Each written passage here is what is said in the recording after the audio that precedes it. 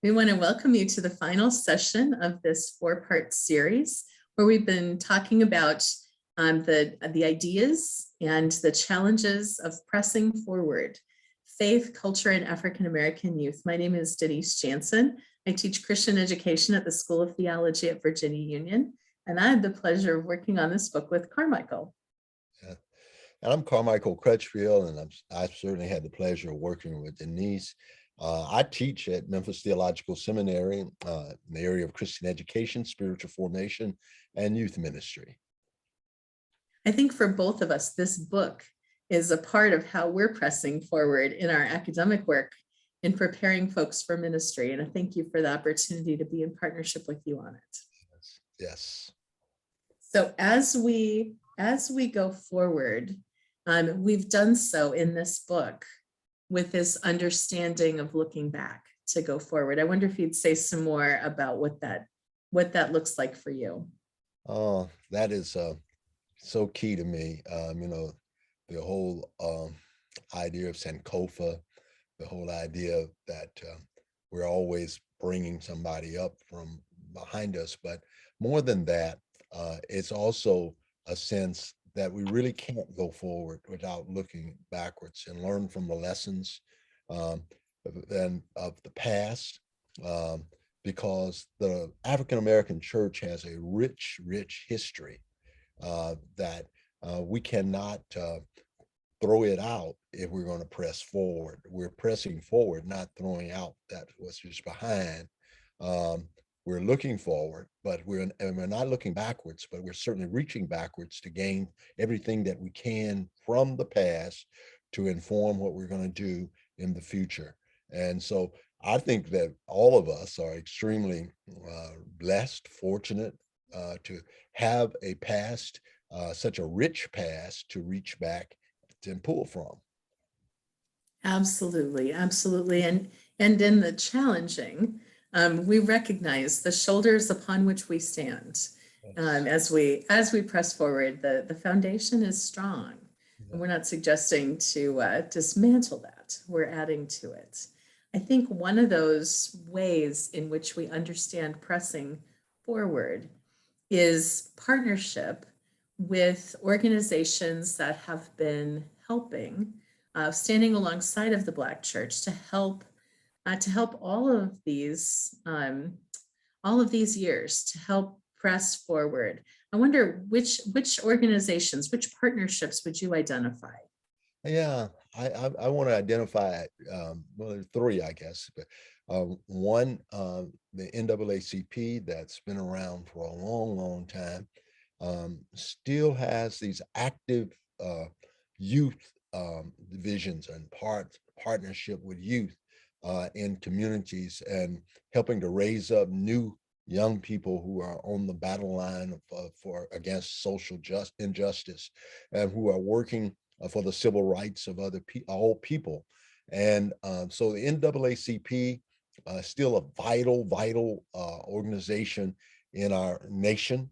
I'm proud to say that I'm a life member of the NAACP for that very reason, because I believe in its mission and what it's doing, and certainly support it. And the second one would be the Children's Defense Fund, started by Marian Wright Edelman, and now she is retired, but certainly her force and her vision for the Children's Defense Fund has been an integral part of the movement, a partnership with churches. As a matter of fact, the church where I pastor, we're in partnership with the Children's Defense Fund in their freedom schools, because freedom schools are exactly what they're meant to be. They set people free, and they're a tremendous asset for our people. And then lastly, I started a organization for African American males way back in my seminary days, and right in that period, called Enlightened Males, that reaches out to touch the lives of adolescent African American boys. So there are these partnerships that we cannot overlook, and I've named these three, but there are others as well. Absolutely. And those partnerships expand what the church itself can do. I think that's a powerful way that we understand them. They don't supplant what we're doing, but they extend or expand that. Absolutely. As we think about the Black church and pressing forward, I wonder how you understand the role the church needs to play in the future in terms of how adolescents are equipped to be full partners in the church. We're moving children toward adulthood, not the other way around. So how Right. do we help?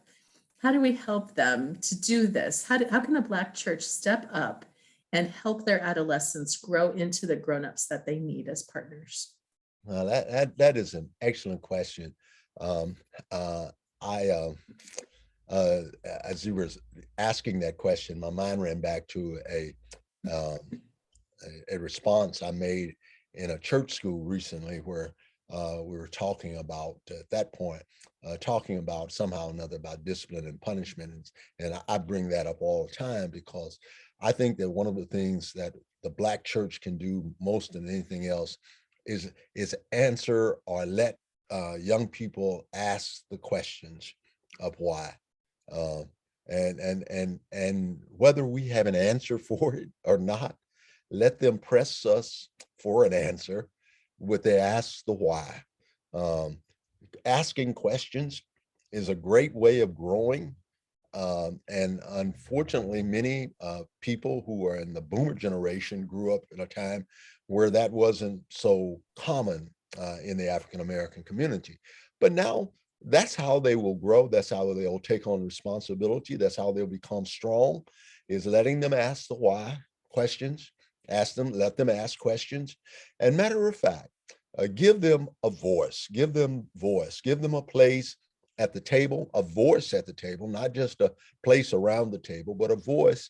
And a voice means that they have to be heard as well.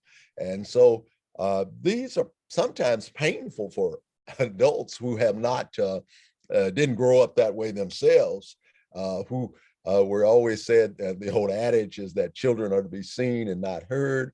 And that adage, well, that's not helpful for us. We have to be able to hear the young people. And Denise and I had a great opportunities to hear from some young people. And it's just a marvelous thing to hear from the young people and to hear the adolescents speak to us. And as we hear them, then we're able to be more motivated to make the changes that need to be necessary changes that need to be made. So certainly hear them, let them ask the questions, and that will help them immensely. Absolutely. Adolescents can be a gift to the church. They ask why not Right. instead of asking why. Their questions are helpful to all of us. And frankly, we're grooming them to be members, full members alongside of us. So why would we not welcome them? Powerful words, Carmichael. Thank you for that inspiration. And thank you for being one of those people who makes space at the table for adolescents. I know that sometimes the words of adolescence are not, they're sometimes critical in ways that we grown-ups don't appreciate. How do you manage when you're hearing critical words from adolescents? How do you manage that and welcome them graciously? I know you do it. Well, I tell you, I was telling, it's an interesting thing. I tell people this that really it's very difficult to be really a follower of Christ and not have humility.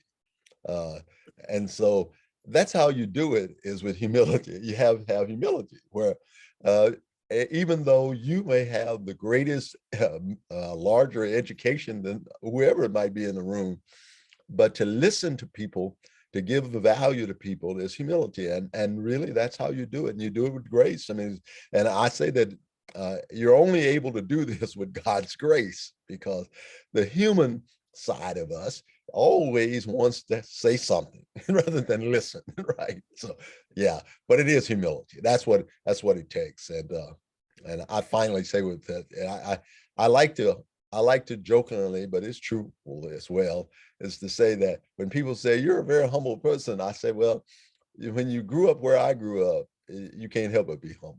That's a part of the humility. But humility is it's a key word. I mean, it's a key word to being able to hear and give people a place at the table. Yes.